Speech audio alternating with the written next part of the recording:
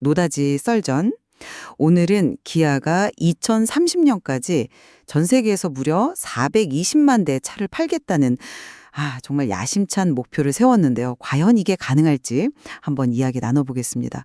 저는 기아의 성장 가능성을 아주 밝게 보고 있습니다. 네, 저는 그 목표 자체는 인상적이라고 생각합니다만 저는 그 목표 달성 과정에 놓인 몇 가지 그 도전 과제와 위험 요인들에 좀 더 주목해야 한다 이렇게 생각합니다. 네, 기아가 2030년까지 목표로 하는 420만 대. 이게 이제 공장에서 출고돼서 딜러에게 넘어가는 도매 판매 기준이거든요.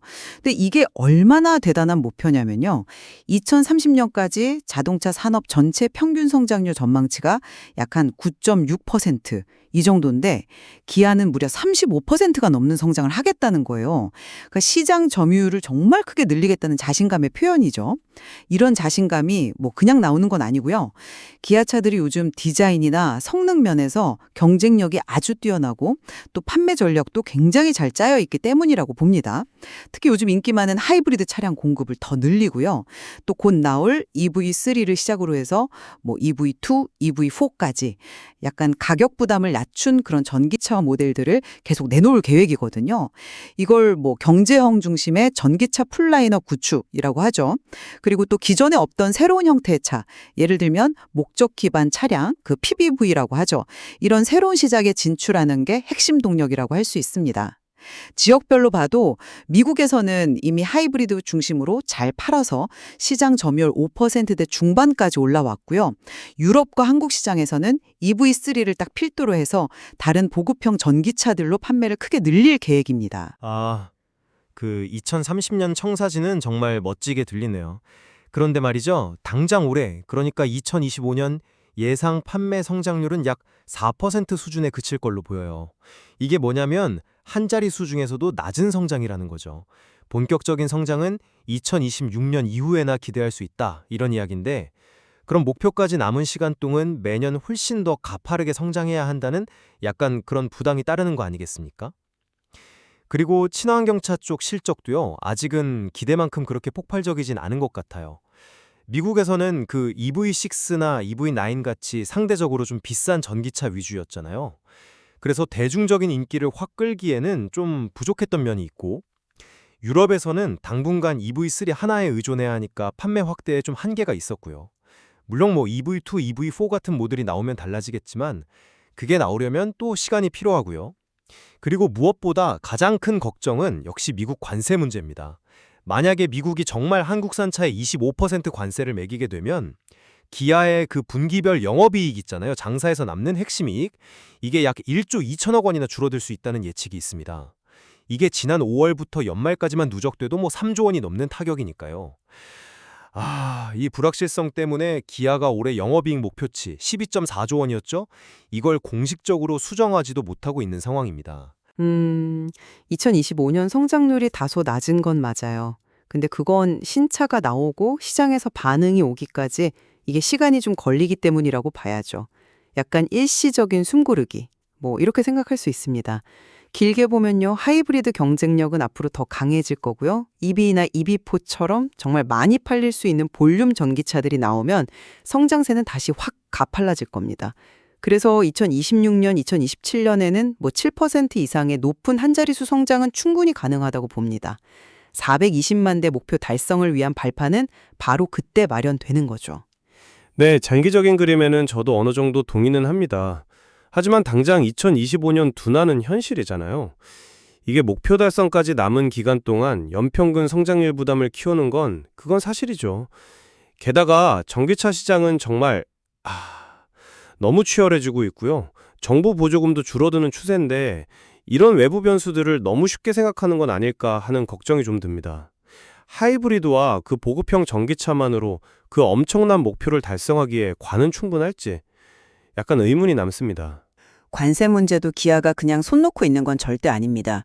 차 팔 때 할인, 그러니까 인센티브를 최대한 줄여서 대당한 2,000달러 수준으로 관리하겠다 이런 목표를 세웠고요.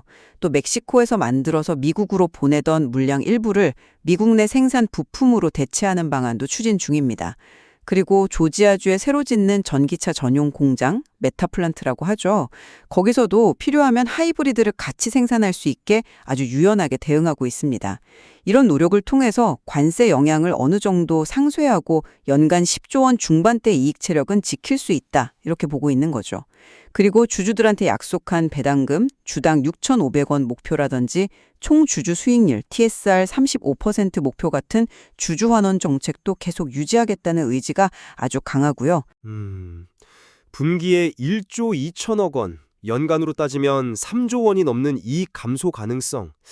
이게 결코 작은 숫자는 아니죠. 그리고 인센티브를 줄이는 것도 사실 말처럼 쉽지 않습니다. 경쟁사들이 막 가격 할인으로 나오면 기아만 버티긴 어렵잖아요. 현지 생산 전환 효과도 전체 물량 대비해서 얼마나 클지는 아직 미지수고요. 가격 인상을 자제하는 원칙하에서 수익성을 지킨다는 게 이게 정말 어려운 과제입니다. 말씀하신 대책들이 그 큰 충격을 정말로 다 상쇄할 수 있을까요? 글쎄요. 미래차의 핵심이라고 할 수 있는 소프트웨어 중심 차량 SDV로의 전환도 착실히 준비 중입니다. 내년부터는 그룹 공통 운영체제 OS를 플레이 OS라는 이름으로 기아 주요 차종에 넣기 시작하고요. 이걸로 차 안에서의 경험, UX라고 하죠. 이걸 더 좋게 만들고 무선으로 소프트웨어를 업데이트하는 OTA 기능도 더 강화할 겁니다. 그리고 연비가 더 좋아진 차세대 하이브리드 시스템 개발이라든지 아니면 특정 목적에 맞춰서 만드는 PVV 전용 OS 개발 같은 미래 기술 투자도 계속하고 있습니다. 네. OS를 차에 넣는 것하고 차 전체가 정말 소프트웨어 중심으로 돌아가는 진정한 SDV 아키텍처를 만드는 건 이건 좀 다른 문제라고 봅니다.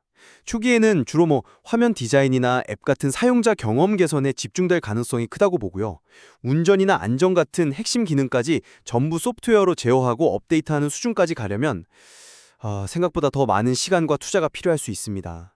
경쟁사들이 또 이 분야에서 워낙 빠르게 움직이고 있어서요. 기아가 과연 충분히 속도를 내고 있는지 이것도 계속 지켜봐야 할 부분입니다. 기아는 하이브리드, 그리고 곧 쏟아져 나올 보급형 전기차라는 확실한 무기가 있고요. 또 새로운 시장을 개척하려는 의지도 강합니다.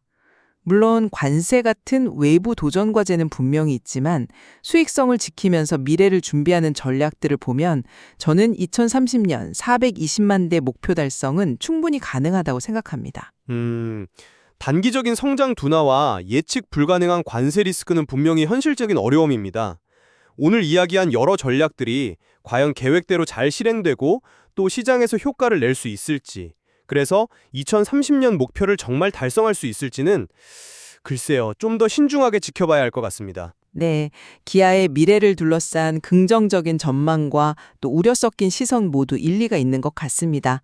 앞으로 기아가 어떤 길을 걸어갈지 계속 주목해야겠습니다. 오늘 노다지 설전은 여기서 마치겠습니다.